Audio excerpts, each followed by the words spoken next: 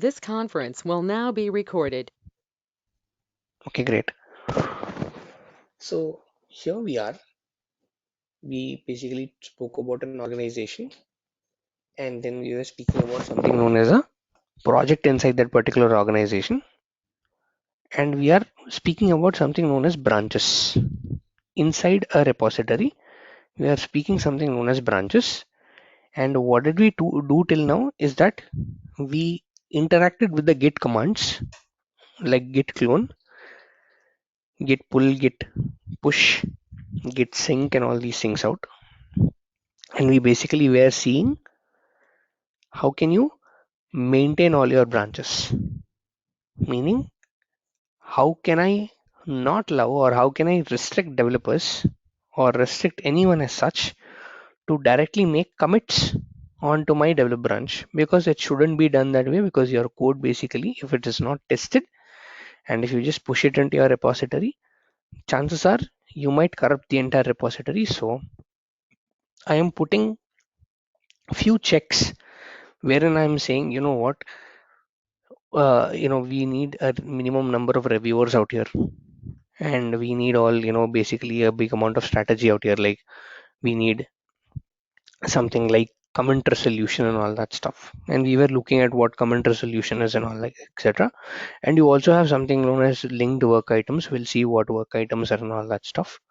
And you basically have, limit merge types and all these things. So we'll see what are all, basically, and all that stuff, and etc. And we were looking at how developers will, take a feature branch and then make changes to that particular feature branch, and then raise what, a pull request, and give that pull request to someone like a technical lead, and they will go ahead and approve that pull request so that your merge can complete. So I'm using technical terms like this. So I'm saying push, I'm saying pull, I'm also saying something like PR or pull request, and I'm saying a merge. And after your merge completes is when your code from your feature branch will go ahead and get merged into something known as a develop branch out there. Now again, coming back to the basic classes that we were talking about, we were talking about a lot of things like a team workflow, right? Like who's a product owner, or let me come here. Yes, we said product owner, we said scrum master, we said user stories, we then said features and all that stuff, right? And we said the scrum master is going to take the feature, divide it into something known as a user story, or the scrum master is something going to take like a user story and divide it into something known as features, and all the feature developments are getting in form of a sprint. Now then, let's say I have like about 10 or 20 developers under me. Okay, I am a scrum master or I am a product owner. I have like about 10 or 15 developers under me who are working on the same product, who are working on all these features out here. How do I then track my work? Like, how do I assign them a work? How do I really interact with them, and how do I make sure to track all these things out?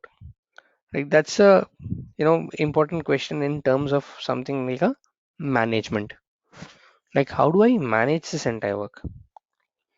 Now, even before Azure DevOps, you had a lot of CI/CD tools and etc., where you could, develop your life, develop your entire code and all that stuff. There, you use different tools like something known as Jira,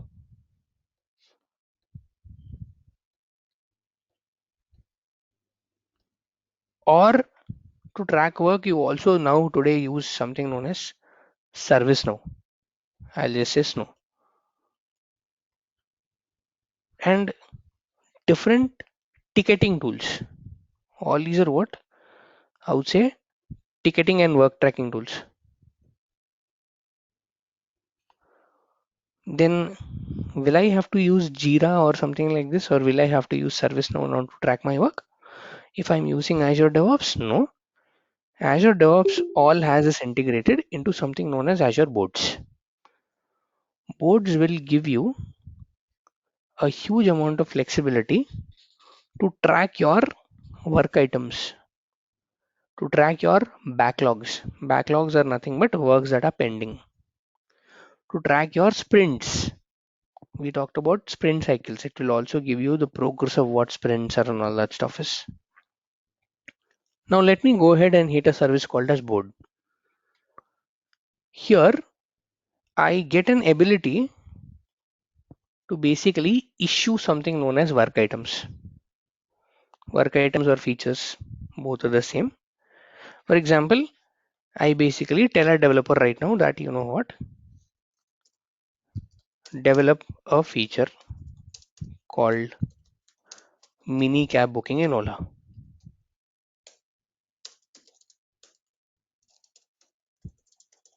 In Ola. This is, let's say, my first feature, and I can go ahead into the feature and I can basically give additional description out here, and I can assign this particular work to any of the users that are there in my organization. Since this is the only user basically in this particular organization, I have a capability to only assign work to this particular user out here. I can say save. And these things that you see on top, right? To do, doing, and done. These are called swim lanes. Swim lane. Because they represent lanes of a swimming pool out here. Like if you look at this, right? So if you look at all the sports and all, and if you look at swimming especially in particular, like you have something known as lanes for each and every player to swim around, right? That's the reason it's called a swim lane out here. So you have three different swim lanes, one called to do, the other called doing, the other called done. The scrum master, when basically assigns a work to some developer out here, it will be in a to do state. When the developer is doing it, the developer would move it to something called as doing. And after it is done, it is done. So I'm just dragging and dropping things out on the board. So is this only for developers? No, not really. Even we as a DevOps engineers use this service a lot. Why? For example, let's say you're assigning a work item to a DevOps engineer to develop an ARM template to create a web app.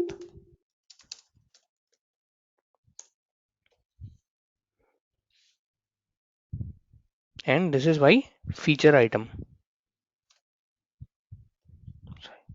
This is my feature item,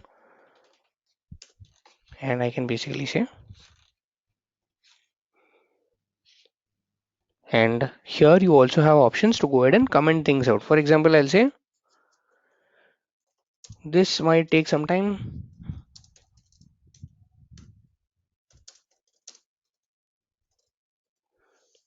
and something like this. So it will also allow for discussion threads to be started. Like multiple people can comment, multiple people can, let's say, tag you in this. Like it also supports a feature called tagging.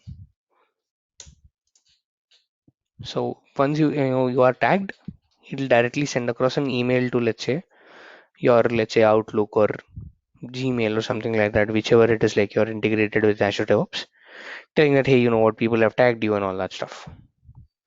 So this is how you track your work items. This is how rather you will track your work. And I have like different teams out here. Like I have a QA team, I have a DevOps team, I have a development team, I have a business team. A lot of teams out here like who are working together in the organizations. Can I create different boards for them? Yes. Right now you are on a board called team project board. You can also go ahead and create a new board out here. Like you say view board directory, and you can also say create a new board out here for teams out here. You also have the capability to do that. Not only one single board out here, you can go ahead and create multiple boards for multiple teams to go ahead and interact with each other, or basically have, let's say, a holistic amount of development out here, and let's say assign work items, and let's say track everything at a team level also. At, let's say, a team level also, you can go ahead and, let's say, track your work, and you can do all that stuff using something known as an Azure board. A very, very, very simple service. You don't have to do much with this. A very, very simple service. Like work items get assigned to you. You'll just have to basically pick up them, and you just basically have to, let's say, work on top of it. So even if I say work item, or if I say something like PBI, PBI is a very, very, very, very popular term. Basically, people use it. PBI, also called as product backlog item, PBI, and all that stuff. Even this is the same. Like it's just the different terminologies what the organization or what the teams use out there. So I use a term called work item, someone else can use a term called PBI, someone else can use a term called issues, features, and etc. Everything else boils down to how you are tracking your work. Because at the end of my sprint, I would say, hey, you know what, this particular person called something XYZ has worked on so many requests or has worked on so many PBIs. And this is how they would track your performance, they would track your progress, and all these things are tracking management and everything. This is done from this particular service called the Azure boards.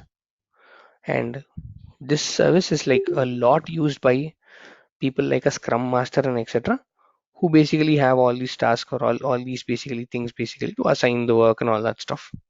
So a lot used by this particular or a lot used by this particular job role as such. These are called Azure boards. But we as a DevOps engineers, we don't really care about it a lot. Like we don't really basically go into something known as analytics and perform all those analytics and all. But we are interested rather into all these things out here, pipelines, artifacts, and all that stuff. But this is a service you'll just have to know how basically the things are getting assigned, how basically things are being developed and all that stuff. Also, very importantly, let's say if you're creating a branch, okay, you're creating a branch of your own. Why are you creating that branch? Meaning, which work item asked you to create this branch? Or why are you doing that development? Or how are you doing that development? Meaning, if I, let's say I am a developer and I want to develop something on my development branch, I'll say, you know what, okay, fine. This is feature and then something like 100 coming out of what develop branch. And now I can assign the work item that I have to the feature branch or to the creation of a feature branch. Meaning I can track the work that I do on a feature branch in the work item also. Meaning as and when I do this right, this is what happens. Now this is done right. So that's the reason you do not see this right now because this is already done. I only have one in a doing state. And as and when I integrated it right, I have something like this out here.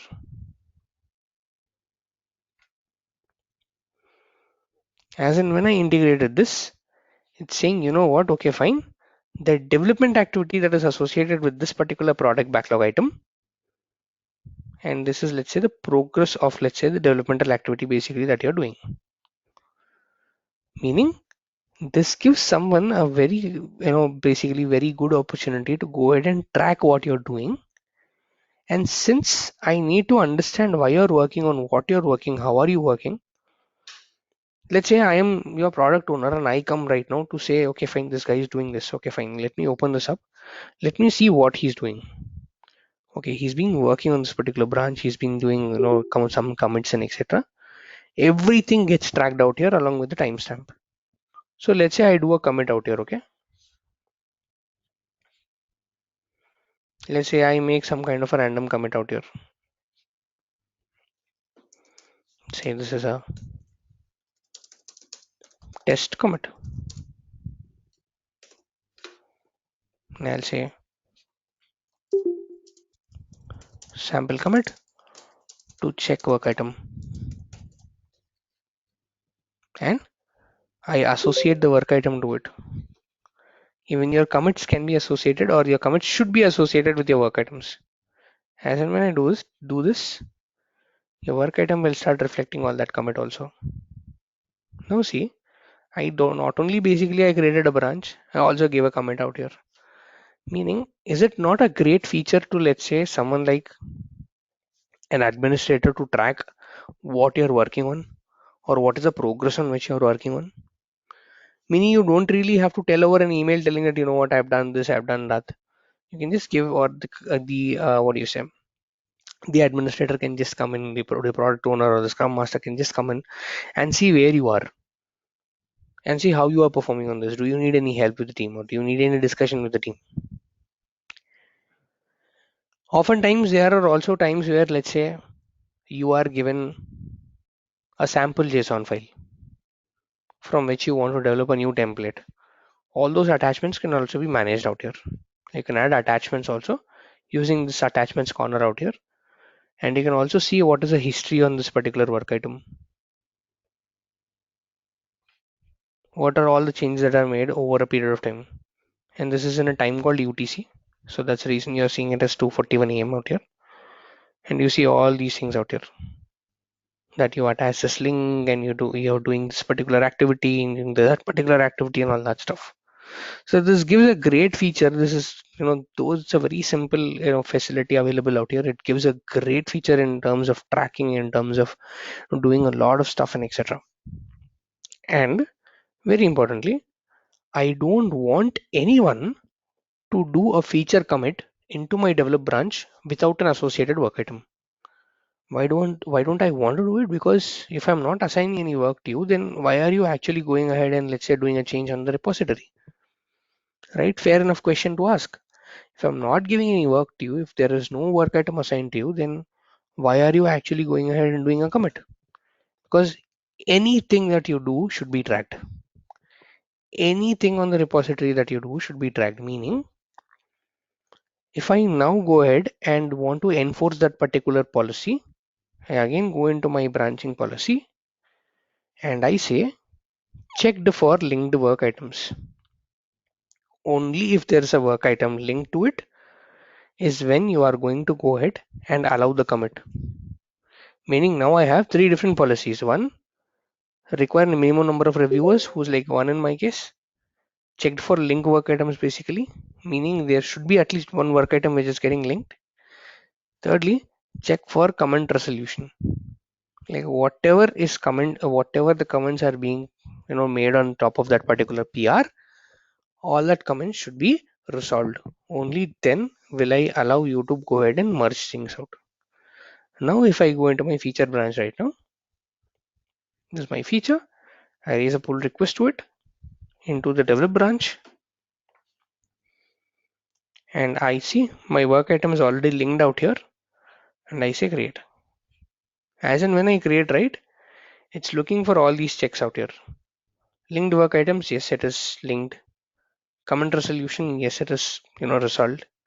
And just in case when you're developing a feature branch or when you're doing something, you forgot to link your work item, you can also add your work items to the PR. You can also add your work items directly to the PR. And once this is done, approve and complete. And you can delete your feature branches after getting completed. And this is done in this way. Now, if you go into, let's say, that particular work item out there,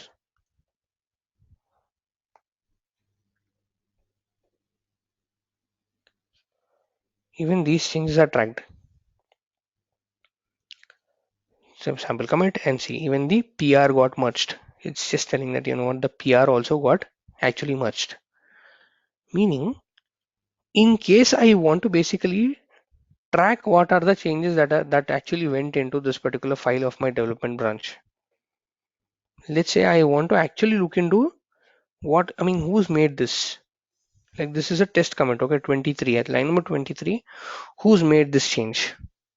I can look at the history of my file and I can say, hey, you know what? There's actually this check-in, and if I click on this, it's showing the history, or it's showing the difference between what the file was earlier and how the file is right now.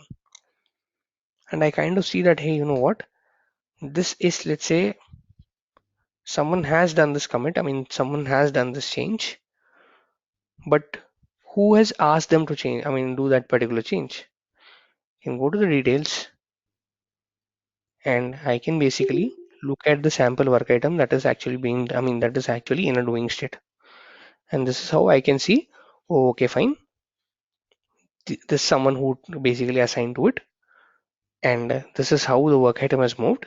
And that's the reason this particular resource or this particular developer or this particular DevOps engineer has actually gone ahead and made that change. So that is the reason it is very important to tag your work items along at each and every stage of your development, because this is how you can actually go ahead and look at what changes are actually coming in, how they are coming in, why they are coming in, and all that stuff. So it's a great tool. Like Azure Boards is a great tool in order to go ahead and track your work, track your changes, and all that stuff. And this is how you can actually look at your changes. This is how you can actually trace your changes back, and this is how you this will give you a lot of capability in order to do that on all that stuff.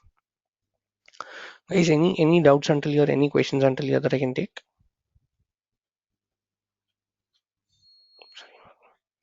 Is there anything we can set for the priority and SLAs for the work items? You can, like, the work items will just go like from green to red. Like if you set up priority and all, like you can basically set a priority, you can basically do all that stuff. Like it's a priority one, like priorities are again like from 1 to 5. If it's a priority one, it's very urgent. It's a four priority, sorry. It's like, you can take time.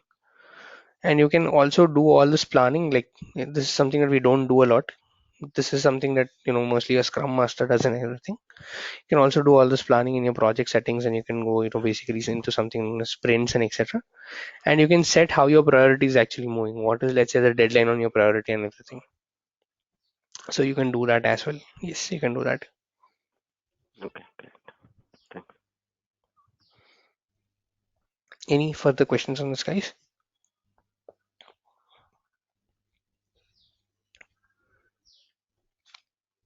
So the main intention was to show how your development cycle really moves, because we're all talking about development and we're not talking about, let's say, management and etc. So it's all the intention to show how the management cycle actually moves and etc. So any questions on this, guys? Anything, any questions that I can take on this before we move forward?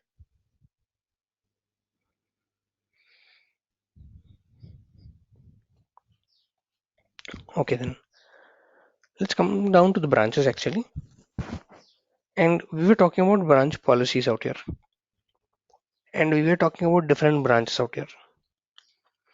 Why do you need again different branches? Because parallel development activities can, parallelly go on, and you can have, I mean, you can have a great way of not someone basically just merging your code back into, let's say, the develop branch or the main branch, and you'll start doing the developmental activities and etc. But a project as such should follow something known as a branching and a merging strategy. Meaning, how are you handling your branches? How are you handling your code development lifecycle? Is there a definition to your code development lifecycle, or is there a definition to your software development lifecycle? Meaning, how are you actually proceeding to it? Why do you need this definition? Is that someone should understand how your code is moving, someone should understand how all the developmental activities are actually going and etc. So let's talk about a very simple example. Let's talk about, let's say, a software which is called Ola, and the version of the software that I'm working on is called version 1.0. So I'm talking about a software. In large, I'm talking about a software known as Ola, which has a development version, or which has a version of, let's say, v1.0. So Ola's development right now, I'm just starting with something known as development out here. And I'm just saying, okay, just give me a second. I'm just saying this is like in, let's say, version 1.0 out here, which is good, which is great, fine. Now, how do I start development? How do I basically use Azure DevOps in order to leverage this? And what is the branching and merging strategy that I'm actually following out here?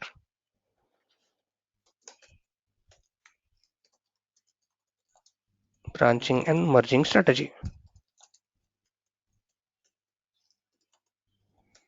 So what is the strategy basically that I'm actually following out here and all that stuff is something is going to be like a core concept basically for every one of us. So I say that, you know what, I firstly start with something like a master or a main branch. I start with something known as a master or a main, and I'm saying this is a branch that should always contain code that is going into production. Meaning this is the branch which always maintains something known as a backup code. This is something that I am establishing. And I'm doing what? I'm locking this particular branch so that no one really commits and all that stuff. From this, I pull a branch, and that particular branch is known as a develop branch.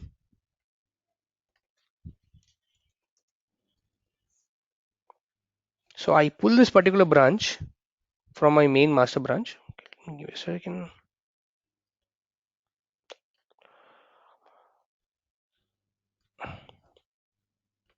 Fine, fine, not a problem. Let me pull a branch, something known as a master. Sorry, from the master, let me pull a branch, something known as a develop branch. And this is the branch for my future developmental activities for a version called 1.0. I'm saying this is a branch for a a future development activity called 1.0, and developers are not meant to directly do what? Directly make a commit on top of this particular branch, because I have something known as a branching policy implemented on top of it, which is good, which is great. Then developers basically will approach it using something known as feature branches.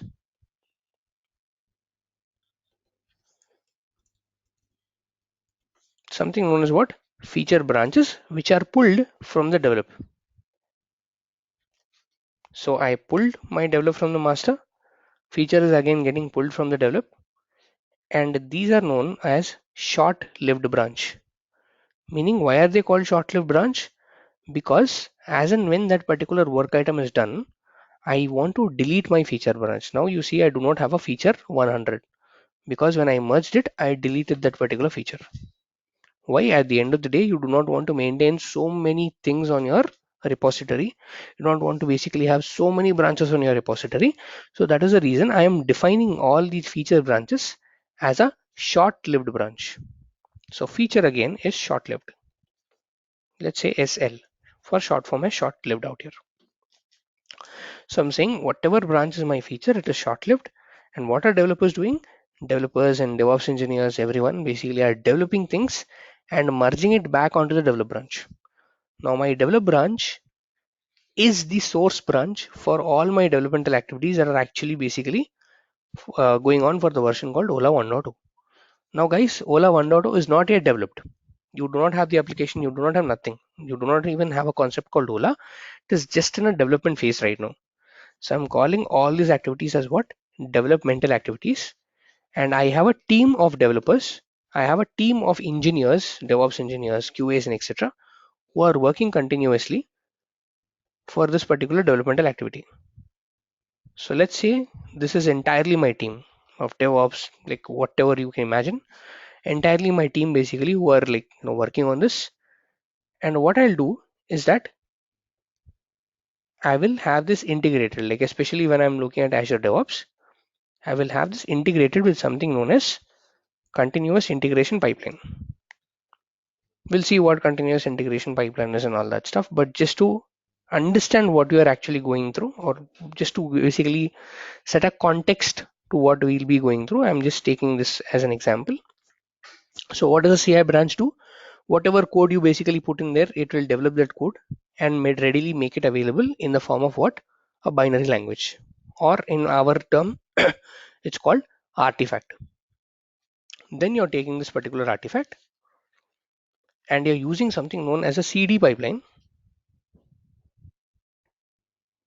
which is your delivery pipeline, to drop that particular code or to basically deploy that particular code in various environments like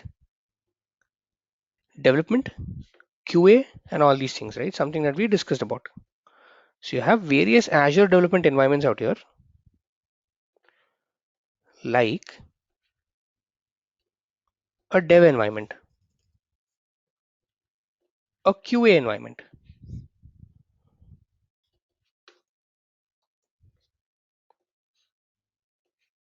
like a staging environment, You have all various environments out here, which are like, just, being out there for you. Let me increase the size of my browser, which is better. So you have all different environments out here, which you're using in order for your development activities to actually go ahead. So you're saying these are like different environments available out there. So I will make sure my code goes through each and every environment, getting tested thoroughly. Like the code from the code to move from one environment to the other, I'm moving in a sprint cycle.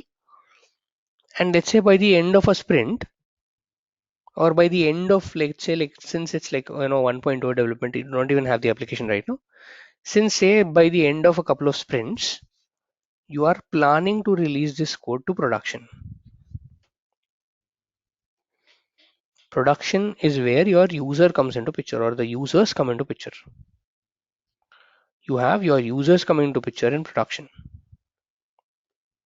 meaning you're releasing your application to the target audience, and it is moving in this cycle from development to QA, from QA to staging, and from staging to production. This is how your code is moving. Now what you want to do out here is that as and when your sprints are approaching to a deadline, you will go into a zone known as a code freeze zone. Meaning, what will happen right now is that your developmental branch will also be locked, because meaning there are no further developmental activities allowed beyond this point, because you are approaching something known as a delivery date. So whatever you have developed till now, which is good, great. Now I'll do something known as a code cutoff or a code freeze point. I'll say code cutoff. Meaning, let's say that the time allocated for you for your entire development, for your entire developmental activities, is only till, let's say, the 30th of September. You've been working on top of this, you've been testing it on develop QA staging, you've been doing it like since, let's say, about 5 or 6 months out here. Like you've been testing it, you've been doing all that stuff, and 30th, or today, let's imagine today is 30th for ease of convenience. Today is something known as a code cutoff phase. I lock my develop branch. I'll now say that, you know what, there are no developmental activities whatsoever allowed on top of this particular develop branch right now. It is done. Your developmental activities are actually closed. And after the code cutoff is done, now I am going to pull, or I am going to create another branch called as release branch. I'll call this as release v1.o, because this is releasing a code with a version called 1.0. So I am saying this is a release code, release branch 1.0, release version 1.0 out here, which is pulled, or which is rather created from the developer, because all your code right now, which is the latest code, is in something known as a developmental branch. So what am I doing? Firstly, I'm using a lot of feature branches. I'm going ahead and basically doing a lot of development using something known as a feature branch, developing it, merging it, testing it in different environments like dev, QA, staging. And I'm doing it till, let's say, the 30th of this month. And on the 30th of this month, I'm saying it's a code freeze. And after the code freeze, I'm locking my branch. I'm saying no developer should be able to commit on top of the develop branch because you are done. And then I pulled something known as a release v1.o branch from it, meaning this version now is ready. And I'll say, you know what, 30th is done. I'll take time till the 15th of October, 15 days for my entire testing. I'll now take the code from my release branch, or let's say 1 week for the entire testing. And now I'll move this code again from dev, QA, staging. And at the end of, let's say, the 10th of the month, I am now taking my code to production using the release branch. I'll now take this code to production using something known as a release branch. Okay, now your code is not coming out of from develop. The develop is sitting idle. It's just sitting there. That's it. And what happens to the development team then? This team will be now moved to something known as a production support team. They'll be now called as a production support team or a product support team,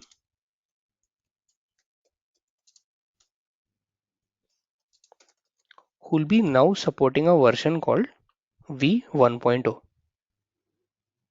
Product support teams will now start supporting a version called version 1.0. 1.0 is like released to the customer, and in every application, right, you have something known as send feedback. Right, when you send a feedback, this is the team that receives it. Meaning not directly this team, but let's say you are actually raising a support request with Azure, or let's say you are actually raising, you're using a phone with something known as, let's say, the Android software, or let's say we'll take the software only like Ola 1.0. You are calling to whom? You're not directly calling to the product support team, right? You're calling to the customer care, or in a bit detail, you're calling to someone known as a technical support, saying, hey, you know what, I am not able to, let's say, book cabs. So you call whom? You call the technical support of the organization. You don't call the direct product development team out here, right? You never basically do a direct call to the development team out here. You rather call to the technical support team and you say, hey, you know what, I am not able to do something like this, or I'm not able to basically interact with my system. What will the technical support team do, guys? They'll say, hey, you know what, I'll raise a ticket on your behalf. I'll raise something known as a ticket on your behalf, for which again I can use something known as an Azure board, or in advanced, like, in higher organizations or organizations which invest a lot, they use boards for internal purpose, and ticketing tools like ServiceNow for all these ticketings basically that are coming from the client, or that are coming directly from the customer, which are raised by someone like a technical support and assigned to the members of the product team, who will now identify something known as bugs, or let's say issues with the code, and they will start working on these support requests and not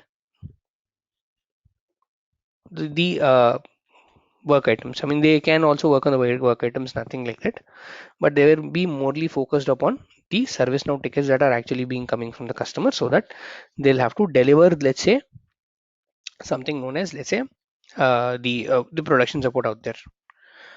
Now, whenever you see a version, right, like whenever you see a software, let's say in our case, let's say the Ola version 0. I mean V1.0, you have updates to the software, right?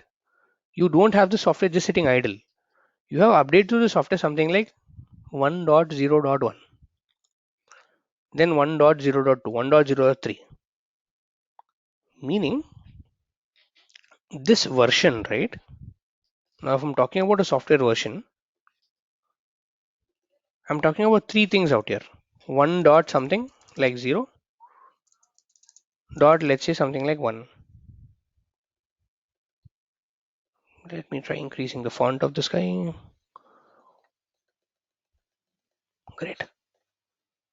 1.0 something something like this, right? Now this particular version that you see out here, this is the major version. Let's say MA, major version.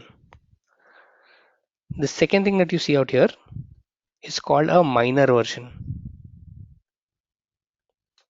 The third thing that you see out here is called a patch. Software developments occur in form of major, minor, and patch. Meaning every time I'm doing a patch, I am releasing a code on top of the environment to fix something. Your updates are released in form of that. When you relate to this to your updates that that your phone gets, or basically your software on your phone gets, they're developed in this way. Meaning now we are here, the product team now got a support request. I mean, the product team now got, let's say, a ServiceNow ticket from directly the customer through the technical support. They've assigned it in this way to this particular, they use something known as ServiceNow portal, and then basically through that particular ServiceNow portal, they have assigned a ticket to, let's say, the product support team. The product support team now realizes that there is a bug in the code. Can I do a direct commit on the release branch? No. Release is same like develop. You cannot do a direct commit on top of it. Release is just like develop branch, which will not allow you to do a direct commit on top of it, which has branching policies on top of it, because of which I pull another branch out here. Now that particular branch is not called feature. Feature is for develop. It is now called as a hot fix, because anything that you do on the release will directly affect the production. I will now call this as what? A hot fix branch. I will do a hot fix and then I will release the code, test it on the develop, take from the development, then test it to the QA staging, staging to production.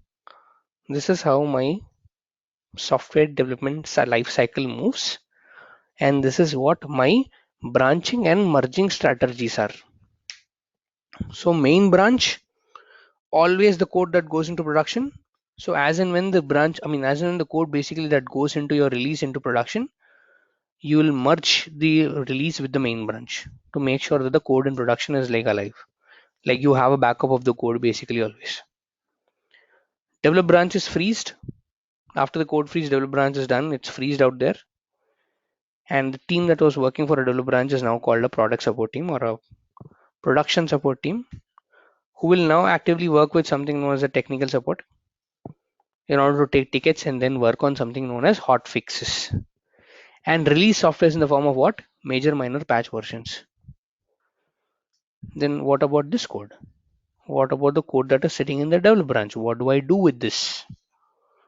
Now this code, right, that is sitting in the develop branch, after a particular period of time, after the release activity is like, now everyone is focused upon the release, because you are right now developing an application called 1.0 and 1.0 is live. A lot of customers are using it. Everyone now is focused upon the release, but I will also need to focus upon the development of the next version, which is Ola 2.0. Now 1.0 is like good, it's going around. I will now basically need to focus upon a version called 2.0, and the base code for 2.0 will come out of from my develop branch. This will now be retagged, or this will now be renamed as develop 2.0, and the same amount of activity will go into develop 2.0 until you have a code freeze, code cutoff, release version 2.0, and then you have the development team coming as a product support team.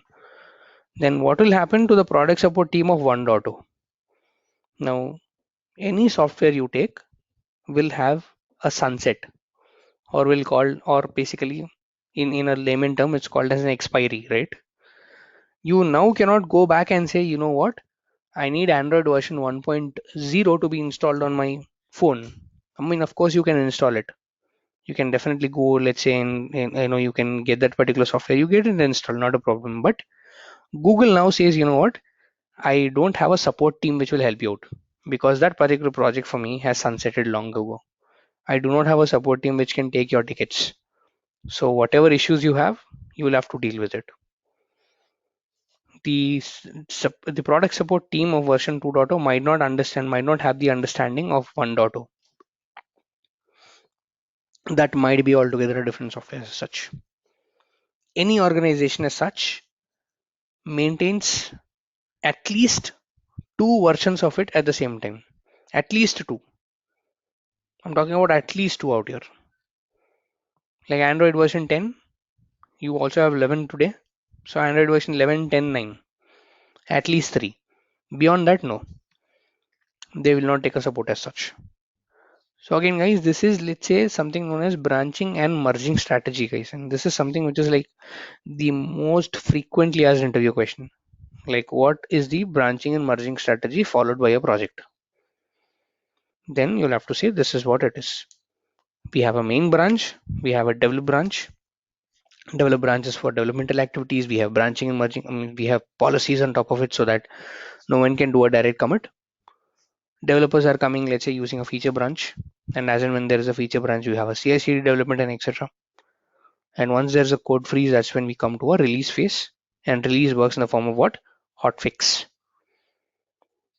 Hotfixes are done, released to the environment, and then technical support team comes into picture, and let's say the production support team comes into picture, and this is how the entire software is actually developed in the form of sprints, in the form of cycles, and etc.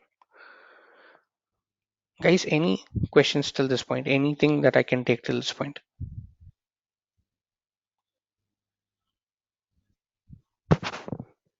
Does anyone feel this is confusing? Anything?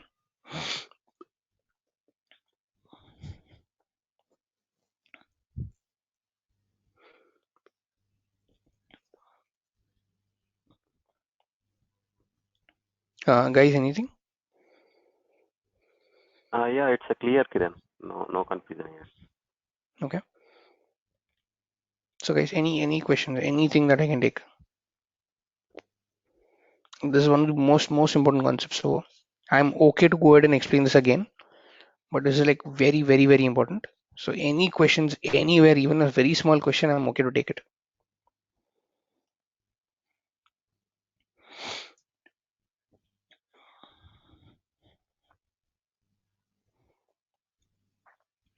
Okay, so these are the most frequently asked questions, especially when you come down to, let's say, something like Azure DevOps, is that how you managing the work?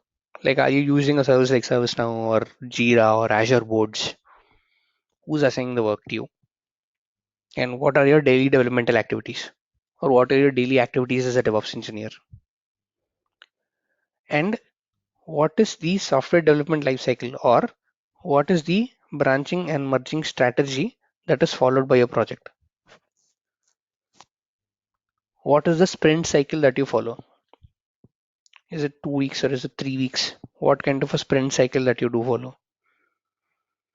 Do you use something known as a release branch? Then what is the significance of a release branch out here? How exactly the software development actually takes place? Like, are you following a continuous delivery or a continuous deployment model? We'll see what are that in, let's say, when you talk about the delivery mechanism pipelines and etc. Then what is the code stack that you're developing in? Is it like .NET or is it something like that? These are, let's say, some of the very asked questions, very frequently asked questions when you talk about Azure DevOps. And this is just the beginning of it. So what we're going to do tomorrow, I mean, I wanted to start something known as pipelines today, but I don't want to rush it right now. So I want to take good time in explaining what a pipeline is and all that stuff. So what we're going to do tomorrow is start with the introduction of something known as .NET. Like just a very bare basic introduction of what really that software really is, what are the flavors of the software, and why do you need to understand it, because you at the end of the day will be designing a pipeline for that development software, I mean to develop that particular software. So you'll need to understand some basics about that software in order to design it better. So we'll start with something known as, let's say, the understanding of .NET, the different flavors of .NET like ASP.NET Full Framework, .NET Core, what does it mean, and etc. And then how do you do a developmental activity, meaning how do you convert it into something usable, is something that we're going to see using something known as an Azure pipeline or an Azure DevOps pipeline. And we'll see how you can increase the efficiency of your pipeline and all that stuff. And then we are going into CD to see how the release is going on. So we will follow, or we will do a small project which follows the entire convention, which will follow the entire mechanism that we discussed, for which we need to basically complete the CI and CD part of it. And once we complete it, we can do a small project on how this is happening, how the work items are actually tracked and all that stuff. This is what we will start to do from tomorrow, guys. So any questions then, if before I close the session for today, anything that I can take? Anyone has any questions? Anyone has any doubts? Not only with this, but anything else, like any Azure or anything related to the interview or anything like that.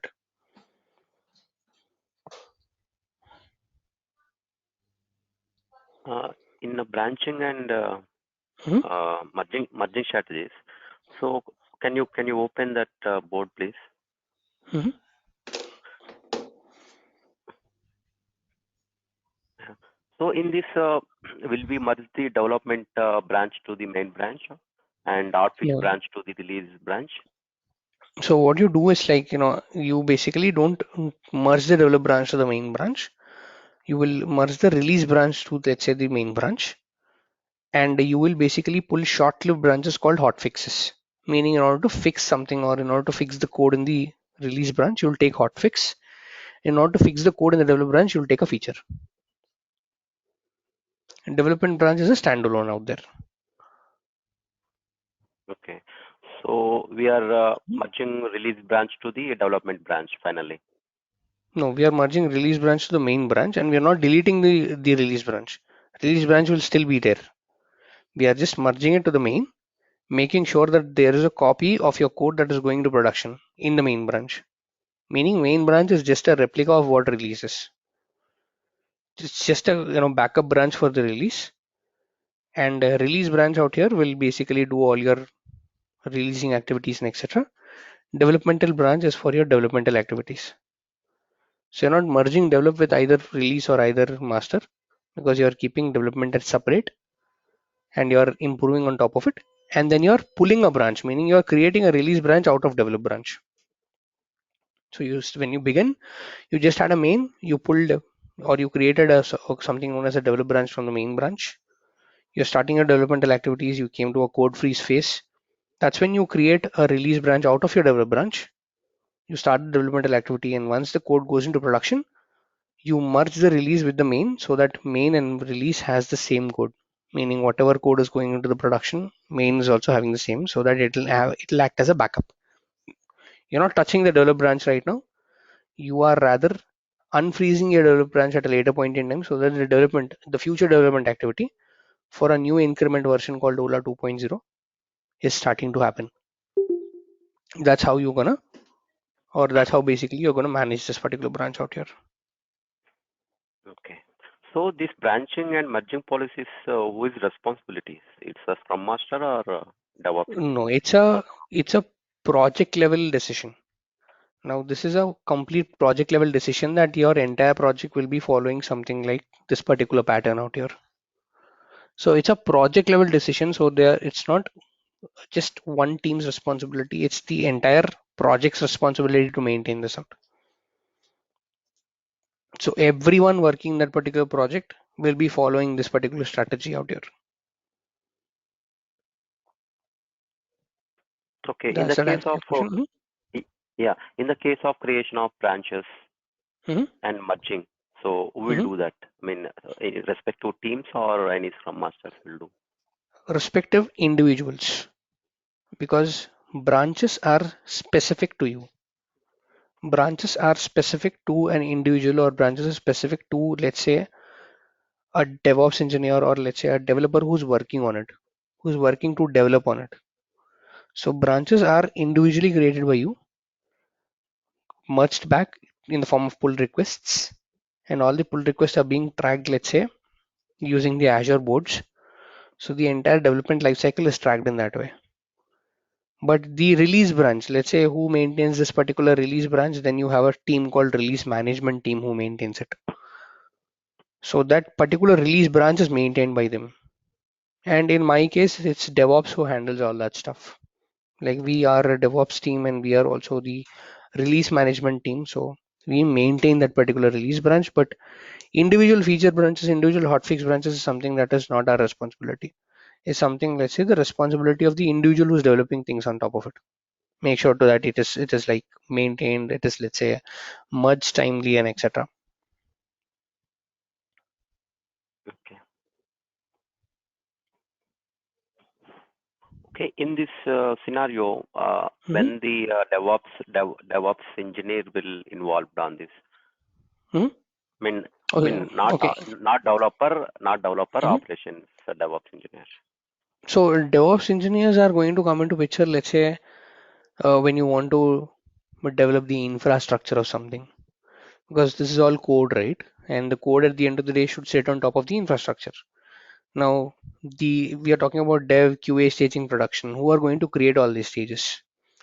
Who is going to basically give you the infrastructure for all these changes, and who is going to maintain the infrastructure of all these changes, and who is going to make sure that this infrastructure is being kept up to date and is being kept, let's say, incremented regularly, patched regularly. Who's being basically going to take care of it? That's a DevOps engineer, and we are again going to use, let's say, the Azure boards and the CI/CD mechanism basically in order to also develop our ARM templates and etc. and deploy it on top of the infrastructure, and deploy on top of the infrastructure and etc. So even not only the code release, even the infrastructure creation moves through the entire life cycle. Even the infrastructure incrementation will move through the entire life cycle. It will follow a particular project pattern, like from development go to QA to staging, staging to production, and etc. And on top of which, your code is also going to move parallelly. So it is like you support teams, you support your development team out here, you do some production support as well. You offer production support to the product team in the form of a DevOps backbone, because the product team out here is like purely developers. They do not understand the infrastructure. So in case there is an issue with the infrastructure, they will rely back on the DevOps engineers. So you're going to do that. So you're going to do two primary activities, like one being production support, the other being feature enhancements. Feature enhancements, as in, let's say, your ASP or your web application basically, your web app basically is, it doesn't have a network integration. Do you now want to do a network integration? Then how do you do it? I do not want to do it on the portal directly because the change is not tracked properly. I want to use Azure DevOps to in order to do it. So from now on, guys, whatever we want to create, let's say on the portal, we are not going to create it using the portal directly. We are rather using Azure DevOps in order to create it out. So in the initial phases of the classes, yes, we'll start with, let's say, because you're starting with code development, right? So since you're starting with code, you need some kind of an infrastructure out there. So we'll create manually and do it. But going further, we will see how you can also create all this infrastructure using Azure DevOps. How do you maintain all these things? So this is where DevOps engineers come into picture, Chandra. Yeah, got it. Thanks.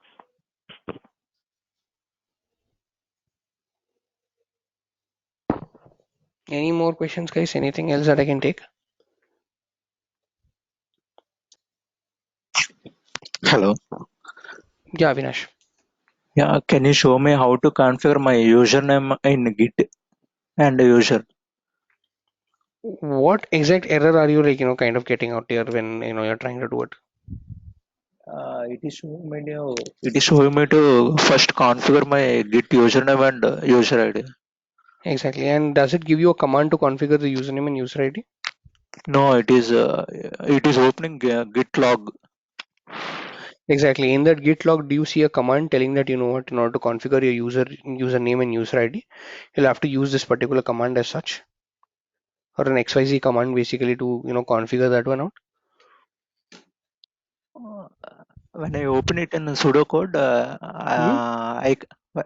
I have opened it in pseudocode, Visual Hmm. Studio. Okay. Uh, in output, it is showing me that warning failed to watch this file is mostly packed. Hmm. Git config git command dot template. Okay. Does it give you a command as such? No, it didn't give me any command. No, no. It will definitely give you a command telling that what, create a username, or create a user, or create a ID with that. Guys, did anyone face this out?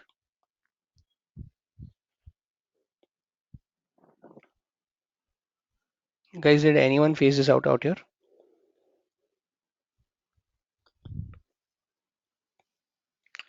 You will I get have faced something the like this. issue. Hmm.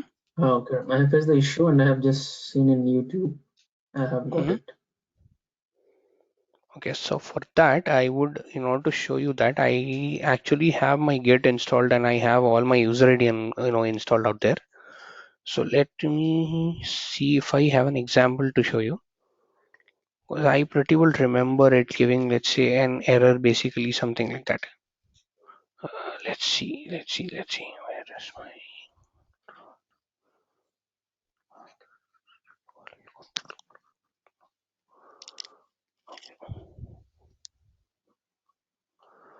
Okay, so what I'll do is like, I'll go ahead, create a virtual machine for myself and, install something like Visual Studio Code on top of it. And I'll just say, do a brand new setup out there so that I get the error and I'll show you how to, configure that out. Okay. And you can reach out to me on this particular number that I'm about to give you right now.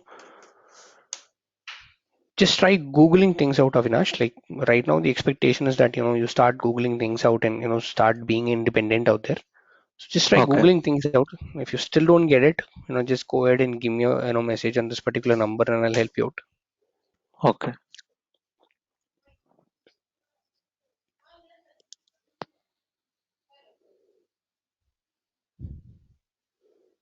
So any questions, guys? Any more questions I can help or anything that I can take?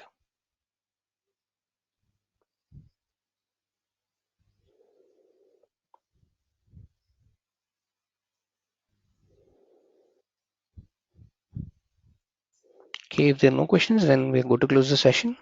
Have a great day ahead, guys, and we'll meet tomorrow and we'll discuss more on Azure DevOps. Thank you.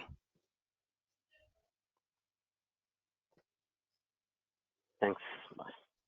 Thank you. Thank you. Thank you.